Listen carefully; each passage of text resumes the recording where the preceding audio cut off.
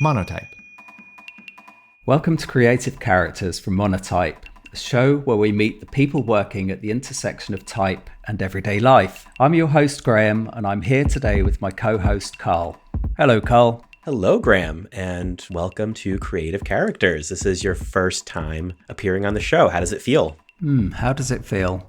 Well, it's a mixture. It's slightly intimidated, mixed up with quite a lot of excitement. Yeah, I mean, we're excited to have you here, and I should sort of back up because you're not only new to Creative Characters, but you're still relatively new to Monotype. You joined us back in October as our creative director, and it's hard to believe it's already been 6 months, but clearly we're doing something right because you're still here. So hope you're having a good time hanging out with us. Yeah, I certainly am. And to be honest with you, those 6 months have really, really gone quickly. It's been quite a journey. It's a big organization, but yeah, I have to say incredibly fulfilling so far.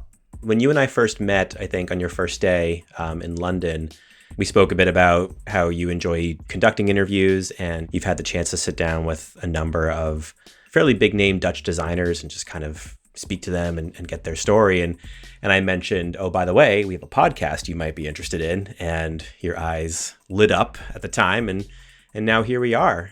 So how was the experience of recording a podcast versus doing the sort of interviews you've done in the past? Well, it's a completely different experience, I have to say. Doing a conversation and recording it is very, very different to writing an interview. But I think I'm getting there, at least I hope so. And it's a great experience to meet some of these people. Yeah, it really is. It's a lot of fun getting to just sit down and talk design and talk about perspectives from all these different individuals that come on the show.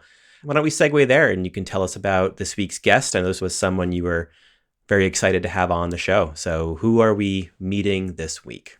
This week, we're meeting with Justin Burns, and Justin Burns is someone that I've known for a long time through the design industry, but also through teaching.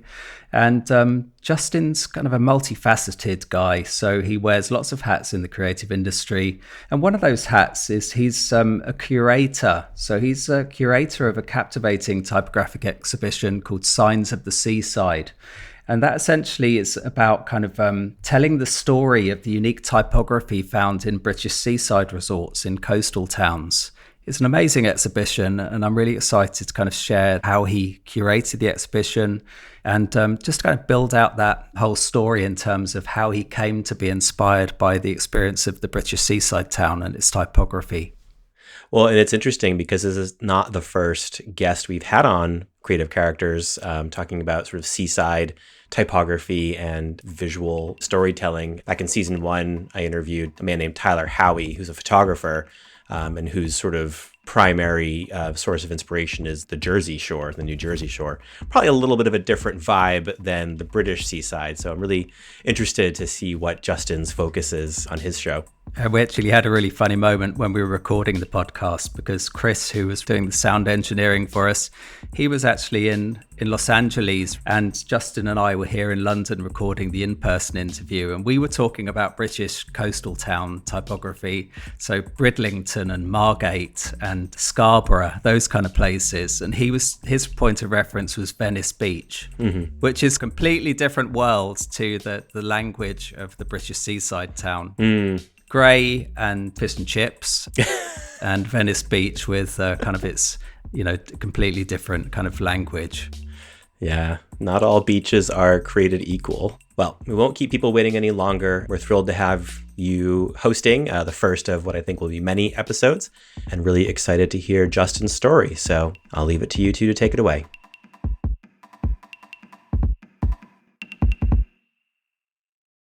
Hi everyone, I'm Graham Sturt, and I'm excited to be speaking today with Justin Burns.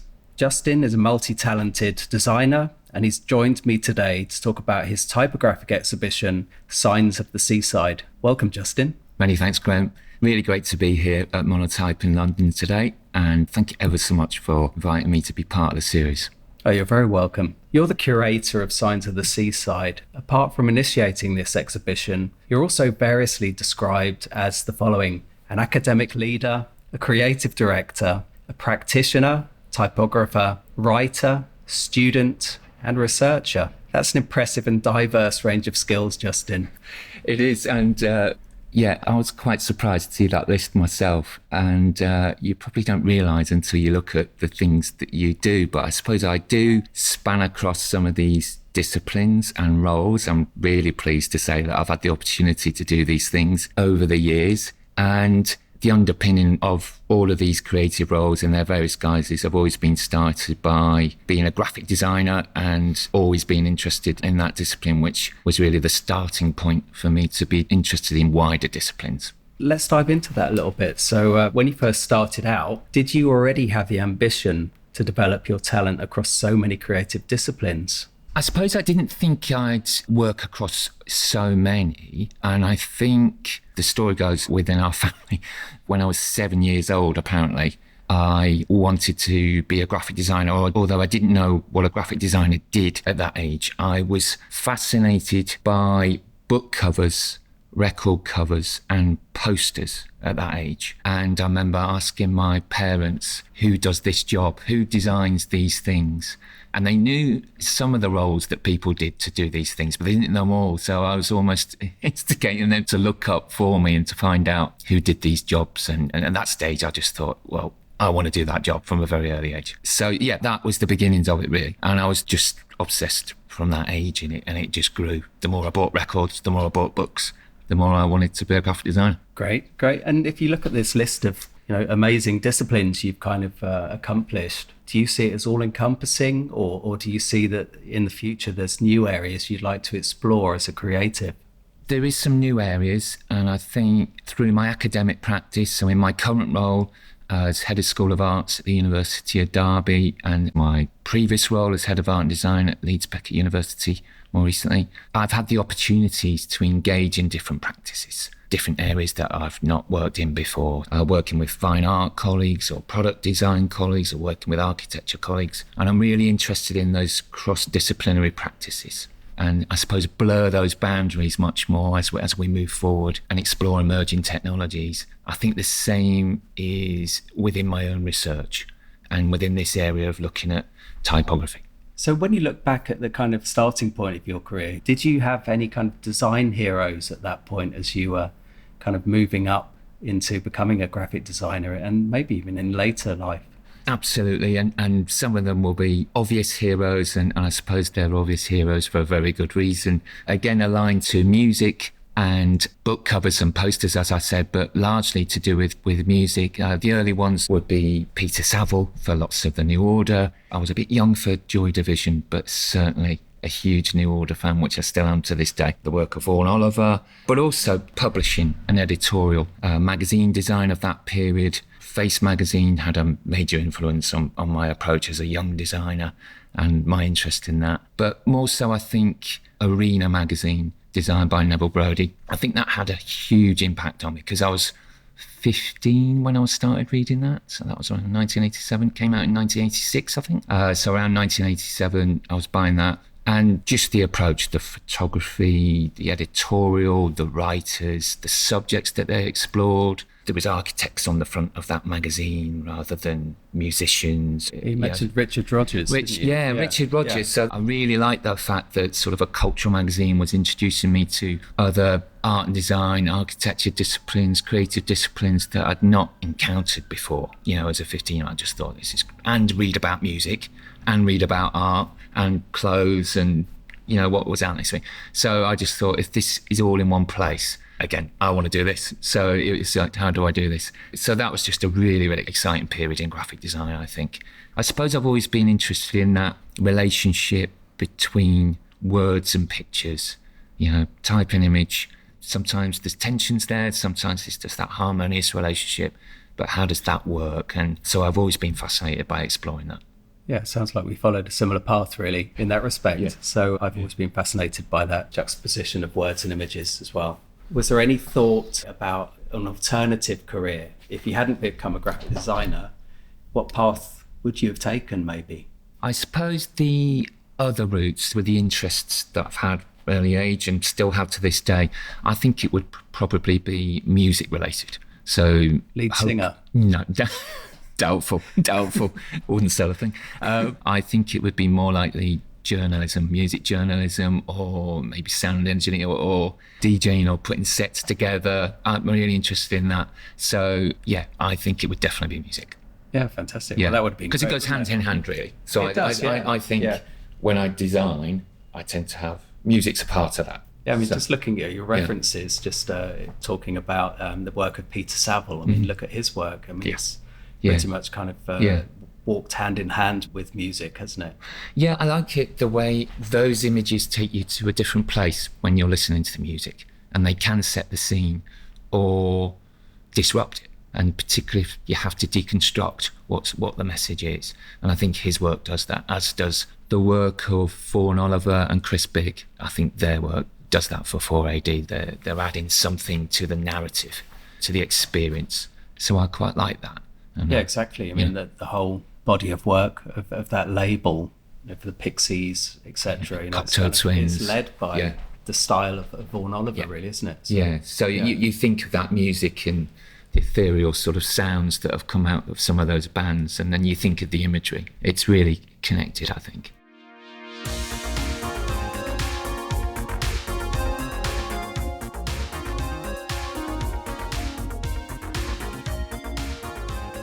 So there's been this kind of dual career going on with you, and I've known you for a while now. You're initially a designer, and you branched off into a career in design education or in arts education. Tell me how that happened and what drew you to pursue this branch, if you like.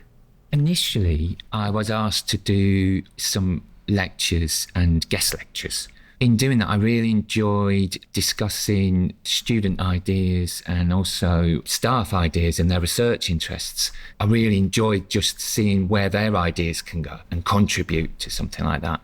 So then I really began to enjoy it, the idea that I could challenge the conventions of some of these disciplines and see what the future holds in how students are going to really disrupt things. And I've enjoyed it ever since. So I've been teaching now for just over 20 years, which is flown. So taught at Leeds Arts University, University of Salford, Winchester School of Art, and Leeds Beckett, and now at University of Derby. So I've had opportunities to work at some fantastic institutions in art schools, which have taught me a lot. And I think that's the reason I like to be involved, because you're constantly learning yourself. And I think if that stops for me, then I shouldn't be involved, because I think that's the learning process. You're being challenged by the ideas of the future, I think, and that's what it should be about. Yeah, so I wanted to pick up on that. You've started to undertake a PhD at the University of Reading in typography and graphic communication as well. So I believe you're in the final year of that now. That's right. Yeah, tell me about that and what's the kind of driving force behind continuing to learn and picking up a PhD as well? I suppose it's, again, looking to challenge myself to work and collaborate with those that are working in disciplines outside of my own. So the research is focused on lettering and typography at the English seaside, the contribution of lettering and typography in that environment, but also about how it contributes to the identity. So I'm really interested in placemaking, contribution to tourism, and the design of place.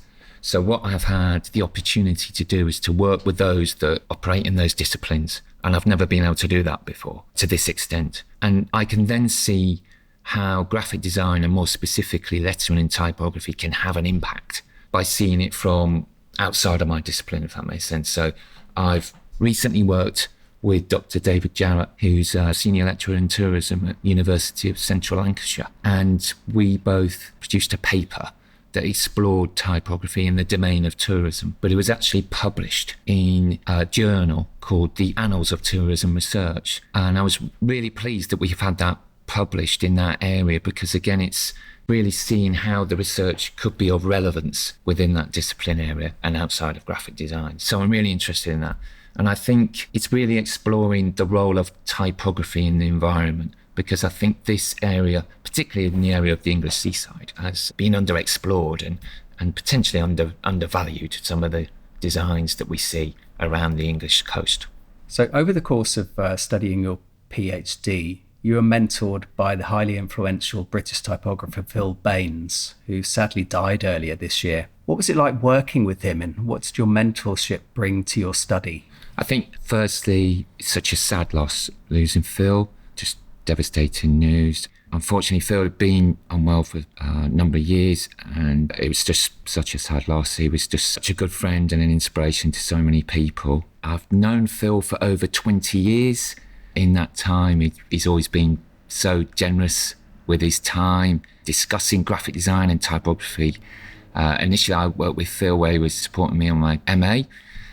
So I'd come down and meet him and then email him questions. And then when the opportunity arose for me to have an external supervisor, Phil was my first choice and an obvious choice. And I was over the moon when he agreed to do it. So over the last 6 years, Phil's been absolutely instrumental in the development of my PhD, introducing me to new routes of practice and new avenues of research that I'd not explored before, but also introducing me to practitioners and researchers in the field. Those stages of when I needed to look at that particular point of research, Phil just knew the right time to recommend looking at something. Or, for example, within my research, Phil recommended that I look at the design heritage of the Festival of Britain, which has taken me right back to the history of some of the typefaces that are widely used at the seaside still now, but can be mapped back to that period and then back to the Victorian time, which was a precursor of that period as well. So just knowing those references that were going to have impact on my development, really. Oh, fantastic. How lucky you were to be mentored by him. Absolutely.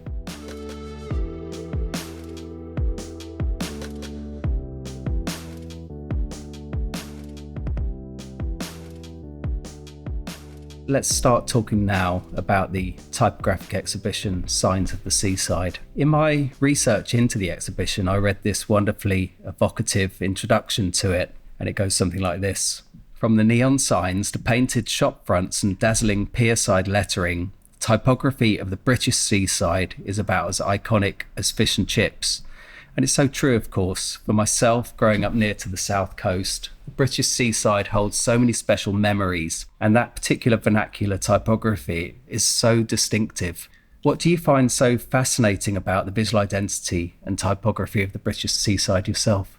I'm fascinated by the scale of the typography. The lettering, the three-dimensional type is accentuated. And it is important often as the attraction itself, for drawing those visitors towards something. It becomes part of that experience. It is a part of that experience that we have when we walk along the promenade or the pier. Without that, it would be very, very different. I'm also fascinated in the seasonality of the spaces and how the type and how the design looks different in different seasons. These spaces look very different in autumn and winter than they do in the summer. So it's obviously in the summer, they're very populated by people. I like the way that the weather can alternate this as well, how the lights look different, the liminality of space, this sort of end of land. They take on a very, very different context to urban or rural spaces, I think. So how did the idea for the exhibition come about? At the beginning of my PhD, I was keen to be engaged in a lot of community-based projects. So I've visited around 30 resorts. And in that time, I've done some specific studies of Brighton, Blackpool and Scarborough. I'm also from the South Coast myself, Torquay in Devon, self-styled English Riviera. So it's sort of a personal connection of the place itself. I live in the middle of Yorkshire, quite a landlocked place, far from the sea. So having that connection is really important. So I suppose the visits and the research into these sites has then built up a body of work that I wanted to share and then discuss further. What I love about this exhibition is it's really shining a light on something that most people will take for granted, that the typography of the seaside. I don't think people will really think too heavily about the history behind it, but it's so interesting. I wondered what you hoped to achieve in creating this exhibition and what have been some of the highlights of being involved in it. I think the highlights are the opportunity to work with some of the collaborators involved, to have input and contributions from a number of practitioners, including Anthony Burrell. So again, hugely generous with his time. And Anthony was really instrumental in securing the exhibition at Ditchling Museum of Art and Craft. So that was fantastic. As with all the contributors, such as Rob Ball, Andy Doig, Amy, who's an amazing promenade sign that she painted, Marion Ducas. These are all different aspects, I felt, that took it a step further from the Margate shows. So the Margate show was just my work, typographic responses to the seaside, whereas this show had different responses through different media. So we had photographic responses, poster design of getting us there to the seaside, Marion's stoneworks that showed natural letter forms that were found. So we had illuminated type, and also examples of public art by Gordon Young and Andy Altman at the Comedy Carpet at Blackpool. I was really lucky to be able to show their early visuals and their plans for that work. What a piece of public art, and purely typographic. So you spoke there about some of the collaborators, and it sounds like quite a major undertaking to kind of pull this together. And I just wondered how you go about curating a major work of this kind, and what part do you play in the actual process? So initially I worked with the curator at the museum, but then through new opportunities, Donna, the curator, then left the museum. So then I undertook the full curation of the show, thankfully with Donna's early input into it, and also support from the contributors and the team at Ditchling, which was fantastic. So it was a new undertaking at that scale. I've curated smaller shows before and always worked as part of teams, but this one was really different because of the scale and also the duration. This one was on for 4 months, but also we had talks or workshops, public engagement. I really saw it as a design problem because I was looking at how we were going to fully utilise the amazing space at Ditchling. It's just a beautifully designed space.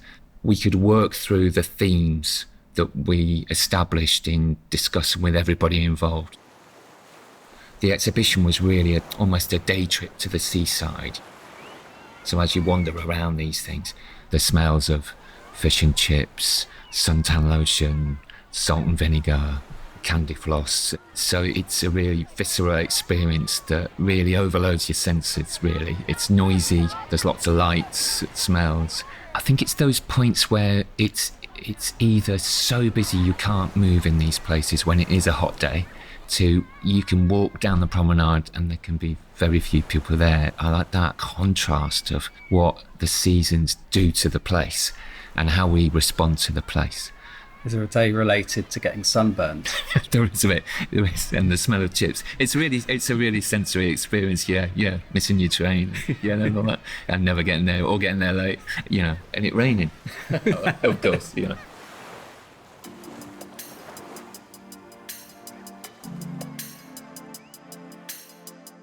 Hey, Creative Characters listeners. We're hard at work on a new series aimed at demystifying the challenging corners of type and branding. Anyone in this industry will tell you there's a whole world of technical knowledge that allows us to make amazing creative work. But sometimes there are hurdles to accessing that knowledge. Like, how do I make my website accessible? Or how can I tell which fonts pair well together? And even, how do I read a font EULA? This kind of knowledge isn't always taught at school, but at Monotype, we have experts who can guide you through these topics, and that's what this new series is all about. We're calling it Behind the Font, and we need your help to make it happen. The first topic we'll dive into is font licensing. Yes, the dreaded subject. And we want to hear your questions. So ask us anything about font licensing, and we'll try to answer it on the podcast. You can send us your questions in an email to podcast@monotype.com or message us on social. And if you're feeling super ambitious, record a voice memo on your phone and email it to us. We might even feature your voice on an upcoming episode. So keep your ears out for our new series coming later this spring. We're excited to go behind the font with you. There's a really nice Monotype related connection in the exhibition with the inclusion of some early proofs of the enduring London Underground typeface Johnson Sands by distinguished type designer Edward Johnston. So just tell me a little bit more about why you chose to include his work in the exhibition. I'm intrigued by that. I think with the connection of Johnson and the time he spent at Ditchling and their archive of his work and the history of his practice there when he lived there, for me, this was fantastic to have access to and to show the proofs of that typeface in an area that was connected to the exhibition. It just seemed to really work well with this. The premise really was to look at this as it was about the design to get us there. The idea that so many people would travel on the train and head down to Brighton as one of the first popular resorts. And I was really interested in this because I really see that typeface and his drawings and his writings as really the forefront of designing type, which influenced so many designers that designed posters or travel posters to get us to the seaside. So it's so influential. And really, it's been widely considered to being the first modern sans serif typeface based on the proportions of classical Roman capitals, and is the precursor of many such typefaces, as was many of the typefaces that I've researched at the seaside. I thought that was a really nice narrative. You mentioned this just earlier. So you mentioned some of that kind of stellar lineup of creative collaborators on the exhibition. So there's, of course, artists like Anthony Burrell, Amy Goodwin, Andy Doig, Gordon Young, Andy Altman, Emma Carlo. There's even coastal photography by Rob Ball, and even a brand new poem written in response to the exhibition by poet Ian Macmillan. Why in particular did you choose to work with each of these incredible contributors, and exactly what did they each add to the exhibition? I think they bring different perspectives of the promenade and the observations of signage, but also how we inhabit the space at different times. So Rob will photograph these spaces either empty, in the winter, or packed with holidaymakers. So it's looking at how these places evolve over time and going back to my sort of interest in the seasonality of it. And I think really we worked through these different themes of the natural environment, and then the exhibition took you into the history of type. So in that area was the project I undertook, which was called Sea Facing, which explored the origins of many of the popular typefaces that we see. So around 30 typefaces were documented through a narrative that I wrote based on a trip to the seaside. So I kept that throughout, really. And then alongside that, we were lucky enough to work with St. Bride Foundation, who loaned us some of the type specimens of Vincent Figgins, for example, of some of the instrumental display typefaces that are on many of these signs. So that was really important. And then it took you around the rest of the exhibition, which takes you into spaces of getting us there, so travel posters, and then the signage designs themselves, and then public art. So those practitioners, I thought, really offered us insights to their approach of producing public art or designing posters from collections that people had that were able to contribute to that exhibition. So is there anyone you haven't yet had the chance to work with you'd love to in the future in regard to this exhibition? Someone that comes to mind, for instance, I think might be a great one is Martin Parr, the photographer, for instance. Absolutely. I'd really like to work with Martin. I'd love to discuss with him his perspectives and how his work's evolved and his take on the English seaside now after the huge body of work that he's done over the years. I think it would be great to have those conversations with Rob Ball as well, because of their perspectives and how they approach that. Yes, so certainly that would be really exciting. I think those that are working typographically in response to place, I really like Sarah Boris's work, some of the really tactile approaches that Sarah's using in response to lots of places and themes that I think would really work well with some of the work that was included in the last show. I think that could work really well. Also, I'd really like to work with C, who I've been in contact with and discussed the project. Yeah, and again, the sort of projects that they were involved in that relate to place and identity and approach, I think could be really interesting to explore how that could work. But internationally, I'm really interested in exploring different themes as well. So you mentioned Scarborough, Brighton and Blackpool as kind of benchmarks really in terms of the seaside experience. Are there any kind of hidden gems anywhere else that you think that you recommend for people to go and visit to experience typography at the seaside that aren't those kind of headline acts? Yes, one is Margate over recent years with the introduction of the Turner Contemporary Gallery there and the regeneration of the area, but also the redevelopment of Dreamland, which was the amusement park, the original fairground from the 1930s. So that's really fascinating to see how that resort's developing now. Alongside Margate, another fascinating place just because of the array of typography and its accentuated form was Great Yarmouth in North. So again, probably similar in scale to Blackpool, but some of the best examples I've photographed and documented have been in Great Yarmouth. And I'd not been there before undertaking this research. So there's still other places that I'm going to be visiting over this period, and yeah, don't plan to stop just yet. Although I have promised my family that we are going to go further afield for holidays, European destinations, maybe further afield. As much as they like the English seaside, they do want to go somewhere else. So let's talk about that a little bit. So I'd love to know more about where you can go with this idea. I would definitely like to do it internationally. Initially, I'm having discussions about exhibiting in the north of England to begin with. I'm going to plan to do that after I've completed my PhD. So then hopefully it's going to exhibit the body of works where I'm at that point and hopefully have a book alongside it.